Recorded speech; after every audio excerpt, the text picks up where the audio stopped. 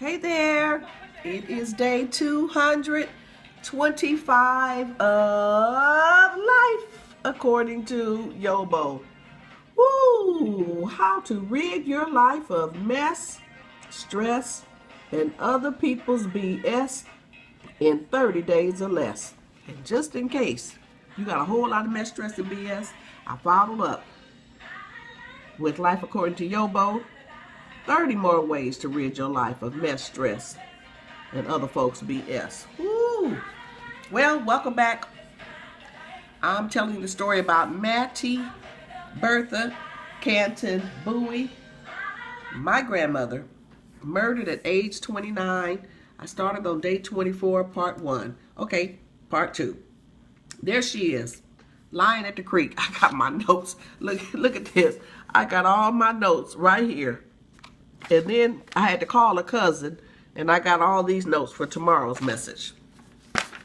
Whew, make sure I don't forget anything. There she is, dead, stretched out by the creek. YoBoProductions.com. Follow my videos on YouTube, Facebook, Twitter. Just Google Life According to YoBo. You'll get all my videos. Dead by the creek, stretched out, laid out, dead, stabbed, because she wanted to fight her husband's girlfriend. Children come home from school. Aunt Helen was age 10. She was the oldest. WM was about 9. And then Mac was 7. My mother was about 6. And there she is, stretched out.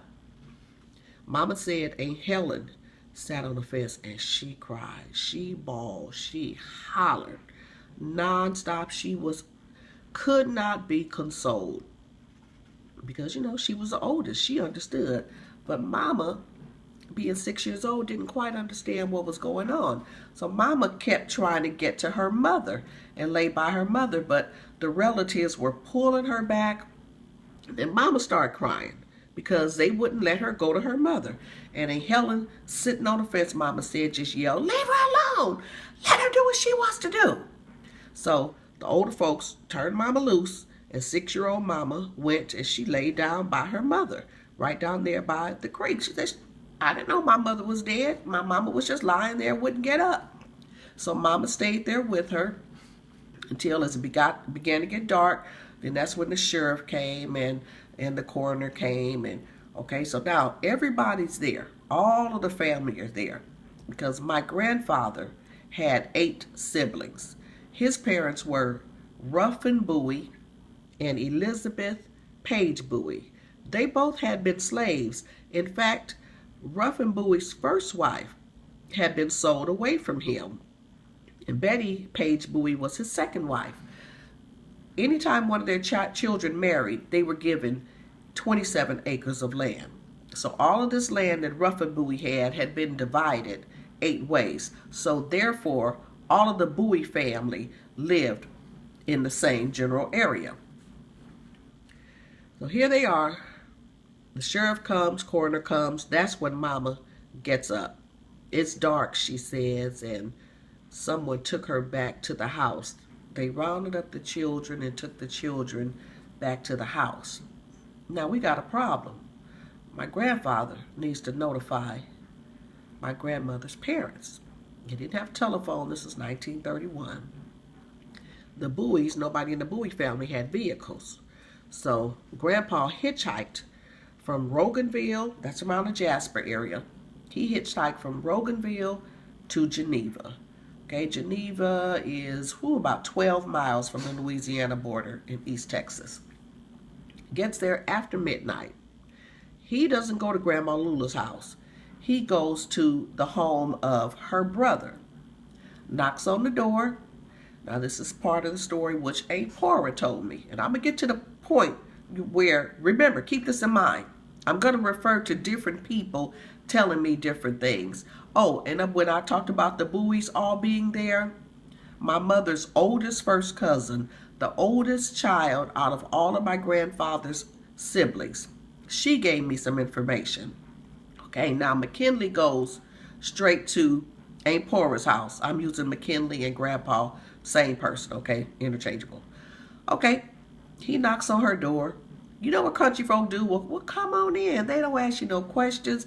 First thing they want to do is feed you. So Aunt Pora fixes him something to eat. Sit down at the table. He eats.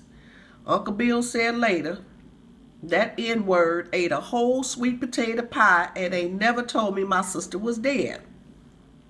So he's eating, stuffing his mouth with food. I'm sure he don't know how to tell them. So there he is. You know how long it takes to eat a meal and how long it takes to eat a whole sweet potato pie? Finally, Uncle Bill says, well, how is Matt? Uncle Bill was my grandmother's brother. How's Matt? He said, Matt's dead. Ooh, they said you could hear Uncle Bill scream all through the quarters. That's what they call the little area where they live, the quarters. You could hear him screaming.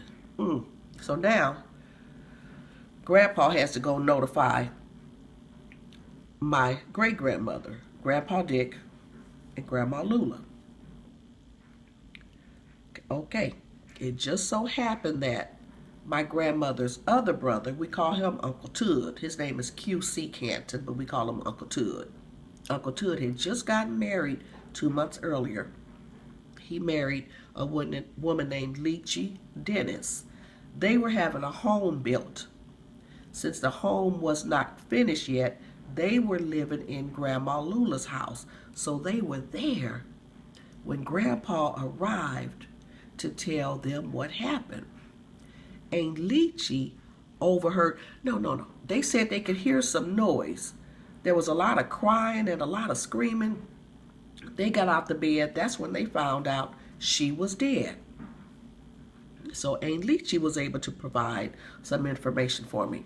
They all get in the cars to drive to Jasper. It's Uncle R.D., my grandmother's brother. I don't know if Uncle Tud went. They made Uncle Bill stay home because they knew he was going to kill somebody. And then they got Uncle Sharper, who was my grandmother's first cousin, who also married my daddy's sister, but I don't want to get you confused. They were younger men. They were in their 20s. So now they leave the quarters from Geneva. They all caravan back to Jasper. Because remember, I told you, the Cantons were well-to-do people. They had money. They had land, they had vehicles. Mama used to say that the people would call them the rich folks. I mean, she didn't say it that nice, but I remember her telling me that as a child, which I just dismissed because we were far from rich, okay? And then when my Aunt Helen died, our Aunt Dot, who's the brother of Aunt Helen's husband, she had remarks at the funeral. She was saying, I was surprised when Helen married him because she was from the rich family. I thought, wow, I hear that again. Then when I moved to Texas, some of my cousins were saying, oh, you all were the upper crust family. Well, y'all know me, I ain't upper crust, but I'm just saying that's who they were at the time. So now these carloads of people, well after midnight, caravan to Jasper. Grandpa Dick wanted his daughter's body. McKinley Bowie said no. She was going to be buried with his family in their family cemetery. And while they're standing there, keep in mind, the upper crust, you know, the well-to-do, the hoity-toity people. Mama say they got their saws, their hammer, their nails, their wood. Grandpa Dick look around.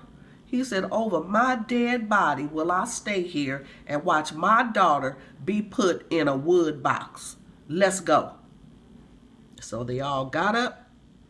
Grandma Lula, Grandpa Dick, Grandma Lula snatched the 4 children, took the man's children, took her daughter's children. Mama says she grabbed some comforters because it was kind of cold, and they left. Now these children had just been traumatized. This right here is PTSD at its finest. But I'm going to tell you what most families do when they're dealing with dysfunction. They add more dysfunction to it. That's the only way we deal with it. I believe Grandma Lula was so concerned about her family's reputation And you know, those folks with their reputations, I almost cuss. They're not concerned about the children. They're not concerned about what happened.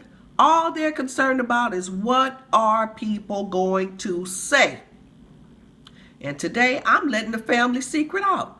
Because this ain't never been discussed. This ain't never been told. When they left there, Grandma Lula told the children, you are not to talk about your mother, even amongst each other. She looked at her children and she told her children, you are not to talk about your sister, even amongst each other. My grandmother died December 3rd, 1931. December 4th, 1931. She was wiped off the face of this or anything about Mattie, Canton, Bowie. She no longer existed. She was never to be discussed again. Come back tomorrow, and I'm going to tell you what just happened. I called one of my mother's cousins, one of her older cousins, that's about 80 years old. Come back tomorrow.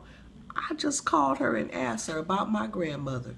You got to hear what she told me. I'm at 11 and a half minutes, and I got to find my song. So many ways we can go with this. Dysfunction, worried about what people gonna think about you, and who was left to give a damn about these 4 kids? Who was left to give a damn about what just happened to those 4 kids? I told you this is getting messy. It's gonna get even more messy. Come back tomorrow. Bye-bye.